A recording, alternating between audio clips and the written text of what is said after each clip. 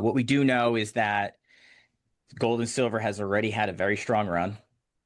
And as seen in the historical chart, you know, a great recent stretch doesn't automatically mean a great long-term forward return from today's prices.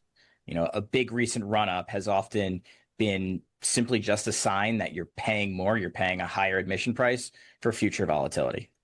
But we'll see how it plays out, how long this could go up, when a turnaround would happen. That's all in the unknown. What we don't know is how high it can go. There's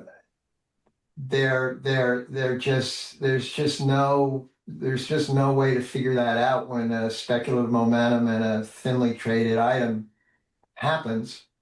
As Austin said earlier, it's like the meme stock situation. But what we do know historically is when it drops, it's going to go down a long way, and that's kind of the reason that it's not, as I said, it's a speculation at these levels, not an investment. And anybody entering would have to be fully willing to accept that you've got a lot of risk of downside. Right. And but we could go to 10,000, something like that.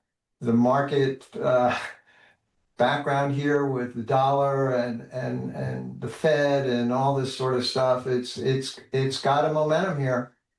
But as portfolio managers and custodians of assets, it's just not our way. Right. And there is research that suggests that if you hold like a certain allocation to gold and silver, right, at a consistent level and rebalance it year after year, that can be productive for a risk return pattern. But what we find is that most clients can't handle the volatility. Whatever percentage they choose, when we're in an environment like today, that percentage isn't enough. And when it comes back to, it's too low. And when it comes time to rebalance that, they don't want to, right? When gold and silver are moving in the other direction, the allocation that they chose is way too big, and they don't want to rebalance it back up. Okay, so we find that gold and silver can be better, wrapped into the financial system of itself, and that many clients just don't have the wherewithal or the discipline, and that's not a diss on anybody. Because I think it's human behavior, but the discipline to hold gold and silver in that type of manner. Trading things. It's a very difficult game. Very few people are able to do well.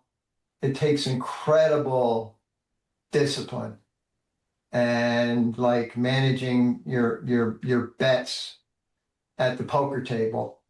It's a different game. It is not investing.